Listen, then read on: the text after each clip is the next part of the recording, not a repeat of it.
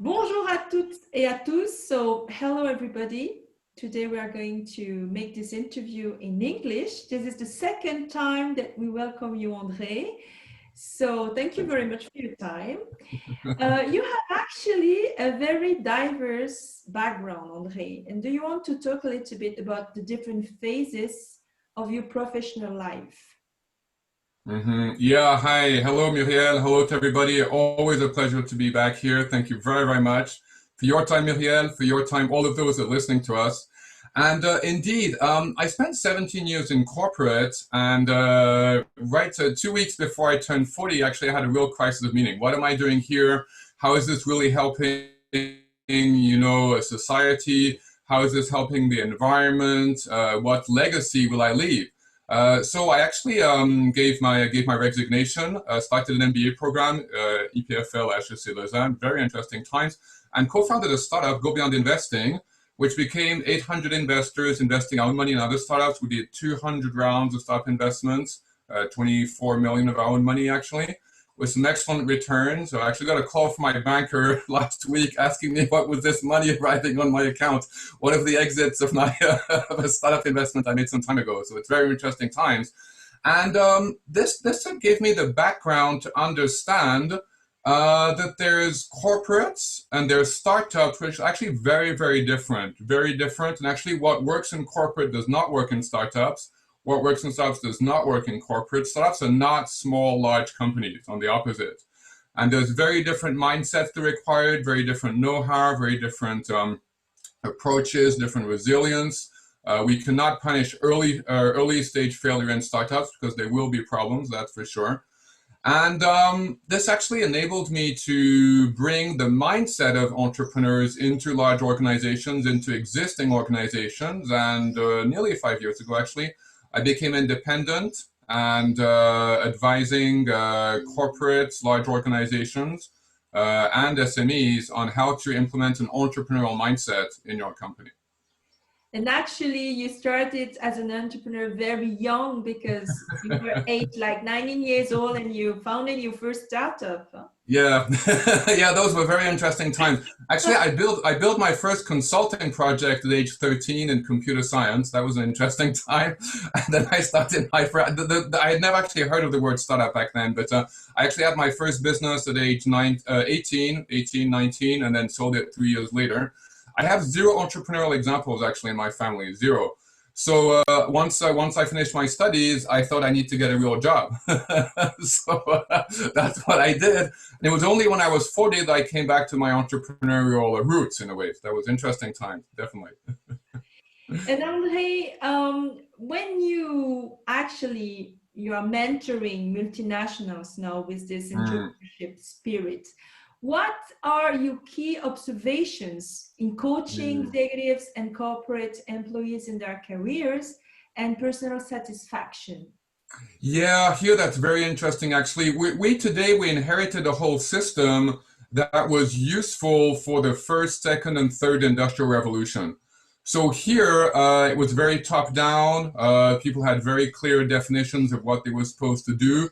Actually, I heard this lately. The job description actually came from the sticker, the metal plate actually put on the machine on the floor, on the assembly line floor. These machines actually had a sticker that was their job description. Then we replaced the machines by people, and actually then the people had a job description with a plate. I don't think that applies actually very well in today's world, but here, what I'm seeing is we're still in this environment where one person knows the person above us, and we do what we're told. But when I interview large companies, the one word that comes on a regular basis is we're looking for employees with more audacity, more willingness to take on a project and to take it to market and actually create revenues, create customer satisfaction from the employee down. Huh? And in large organizations, I see that the employees are in touch with reality. The board and CEO often knows that there's changes going on. Now, the middle management can often be a little bit isolating between those two and stopping information from coming across there. What I've noticed myself is that as an independent, I will never get hired for something I'm average at. I'll only get hired for something I'm very good at, very differentiating compared to others. And after a certain amount of research, I understood this had to do with my genius zone. My genius zone is something I'm so good at. I think it's easy for everybody, like walking, like talking. Everybody can do that.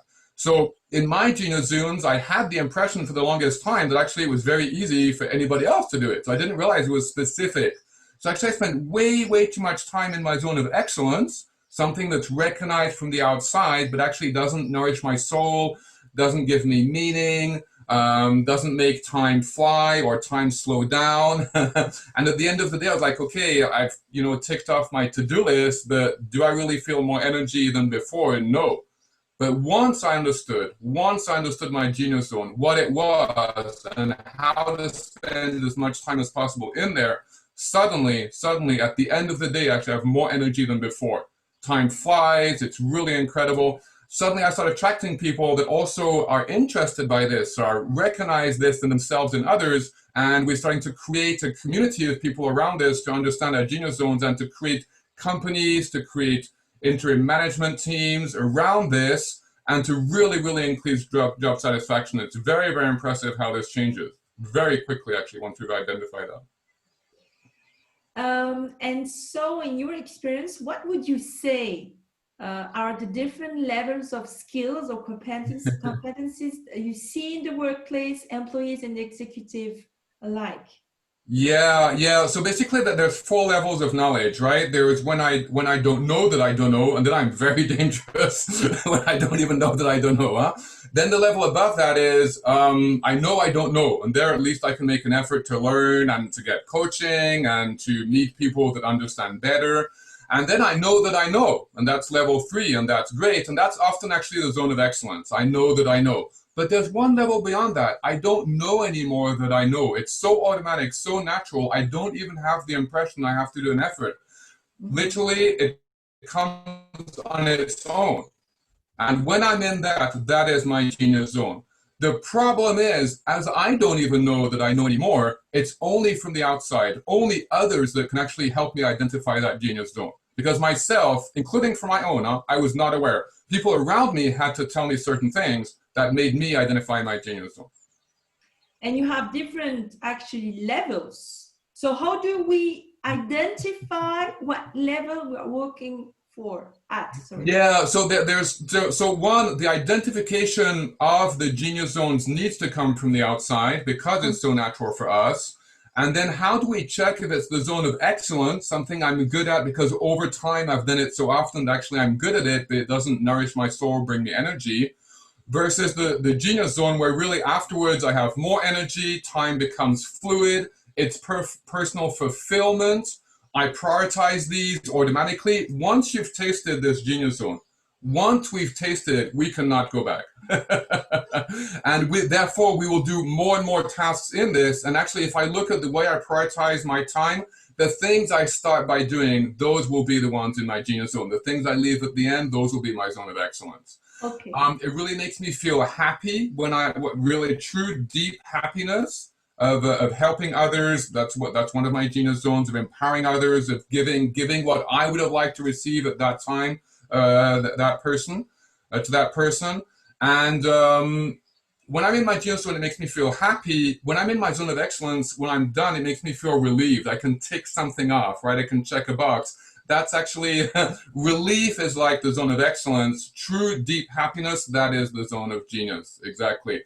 On one way, I'm loving life, but when I'm in my zone of excellence, I'm just filling the day. I need to do this, need to do that, it feels heavy. That's very different, I really think I'm living. When I spend Mondays with my son, I have a 4-year-old son, we go biking together. When I spend the day with him, there's something magical that happens, but in a way I'm still maybe even working because I have new ideas, but that actually allows me to be efficient the other 4 days of the week. If I didn't have that magical time with him, it wouldn't inspire me. So do I get paid? Maybe not, but you know what? I get paid for tons of other things where I'm having fun as well. So that's actually very good. It works out very well, actually. Those are just examples. Yes. So we spoke about actually the individual genius zones, but now in your experience again, do you see a relationship between levels in the organization that you coach or you mentor and time spent in the Yeah. genius zones of each individuals. Whoa, yeah, this is very moving, Muriel. This is very, very moving because I see so many people that as they go up in the ladder, they climb this ladder, they have the impression that once they're at the next level, finally they'll be happy, right? Finally they'll feel fulfilled. Finally they will have a reward for all this effort and sometimes suffering, huh? Let's be straightforward here, that they put in to get to these levels. And actually, what I see is the higher the people are in the organization, actually the less they're connected to their true genius zones, because the more they feel the pressure from the outside. It can be from society, what they believe society wants. So I truly believe society wants us to be happy, and we're not here to suffer, but from society, from their peers, from their family, from their friends, they've done all this effort. Why give up now to do something that's fun when actually there's all this pressure to perform in a certain way that we believe others think is good for us? There's a double lie here. Huh? One, we believe what others believe is good for us. So the only person who knows what's good for us is us, huh? Nobody else. And sometimes in companies, our own good and the good of the company is aligned, but actually often it's the good of the company that goes first. And sometimes by chance they're aligned, but most of the time actually it's not. And here I meet these people in coaching, I meet these people in outplacement, I meet these people in reinventing their careers. And sometimes we have to rebuild very, very deep on where they came from and what choices they've made where they disconnected from their path of happiness. And one way to look at is, what did we do as a child? As a child, we do not have these filters. As a child, I would constantly invent things made out of Legos, some incredible stuff that did not exist. One example, I invented a system when trucks, when they take a turn, the trailer tends to cut the turn, a long truck, right? And that time, all trailers would cut turns. I was 7. I remember in my room, I was 7. I invented a system that when the front of the truck turns, then the back of the truck actually takes a larger turn. And I was inventing this, and I would spend hours testing it, draw circles and try to go around the road. And it was only 10 years later that this actually existed on the roads. And now there's something about inventing new careers, inventing new ways of touching people, inventing new ways of having companies change. And this is just something I did as a child. It was different types of inventions, but I come from a family of inventors. We're all inventors in my family. So here there's something about inheriting that and actually doing something with it. But if we look at what gave us joy as a child, this is also an identification of the genius zone. Now compare what this time we spend today in our job, are we spending that same time, the same quality time, the same type of joy? If not, I have a quick message. Life is way too short, way too short to waste that time. Literally, here's the true waste of human capital and happiness that could be driven towards something so much more empowering. I am literally 2, 3, 4 times more efficient when I'm in my zone of genius compared to my zone of excellence. And zone of excellence, I made good money. I'm getting paid to be in this, but I was not in my genius zone. And here, there was no company that would ever work on a 3, 4 times less efficient of any use of any resources. And yet us as people or as employees, we can be in a very, very inefficient zone and not do anything about it. That I find a true shame for society and for ourselves. And I think it's personal responsibility to be able to spend as much time as possible in our genius zone. So this is a good link to the following question, actually. How come this notion of genius zone is little applied in the workplace? Yeah. This is so empowering for all people, for parties. Yeah, I truly believe, after studying and hours and hours of coaching that I received and then was able to give back as well to numerous entrepreneurs, executives, middle management. There is something about the first, second, and third industrial revolution which was very top down. Actually, if we have a look at the whole schooling system, my son's 4.5. In 2 months, he's going to be starting school. I question gravely if the day he starts kindergarten, this is the right message that he receives to be able to adjust to a society, in a VUCA world. Volatile, uncertain, complex, and ambiguous. This is the world we're going towards. Does this schooling system prepare us? Does university prepare us does the workplace prepare us towards the needs we will have in a changing business environment, in a changing work environment, in a changing employee environment? Let's be very open here. These weeks, PMI firing over 300 people. None of those people, 0 of them got fired because they were doing a bad job. This was a restructuring completely independent of the employee's actual performance. And let's be very open, in the world towards which we're going, personal operational excellence, or by the way, company operational excellence, will not be a differentiator anymore. This is required, but not sufficient. This is not sufficient to differentiate us. So the first, second, and third industrial revolution created a system which was required. Most of us would not be here if our parents had not, had vaccines, antibiotics. Our parents would not be born. Now, let's be very open here. Now, to be able to go further, though, the fourth industrial revolution requires a completely different mindset. A very different mindset, which probably some things are going to be the opposite of what we had before. And I'm not quite sure how many companies or individuals are ready to have implemented that. The disruption we're going through right now, for me, was a huge bonanza. That doesn't mean I don't have a lot of empathy for the people that had huge difficulties in these times. I know it's very, very difficult for a number of people. But actually, once we're able to see this as an opportunity, we can really, really connect. And there's tons of opportunities to be able to make change much quicker than what we thought before. And environments that were typically very static, some things have changed within literally days. So this actual transition you are talking about, what would be the concrete steps to put in place? Yeah, so first we do need to identify our own genius zones. And again, this requires help from the outside. There's methodologies to do that. I'll share one and the link to this video. And by aggregating input from the outside, we can actually find out what are our unique genius zones. But then we still need to filter out, because sometimes there's mixed zone of excellence, because people from the outside, they say we're good at this, but they don't know what nourishes our soul. They don't know what makes time fly for us. So here we have to filter out what is zones of excellence and zone of genius. And here there's basically a methodology for that. And once we've done that, we need to repackage it in a specific way that will allow us to be able to bring this to the market in a differentiating way compared to other people. And this is the step that can also be empowered by an outside view. To have a different way of simply an employee with competency X, there's going to be hundreds, literally, of employees with competency X, which will be available in the market. I'm seeing very, very competent people having trouble finding work today, and this is somewhat concerning.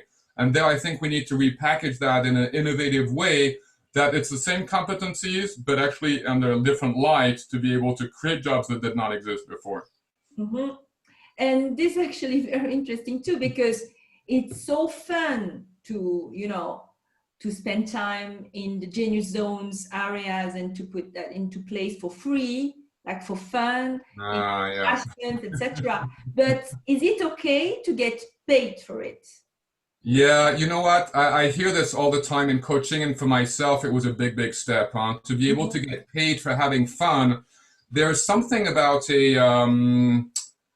I'm not exactly sure where it comes from, but there's something about kind of an inherited belief that work has to be suffering in some type of way, and having fun is the outside as a compensation once we've worked enough.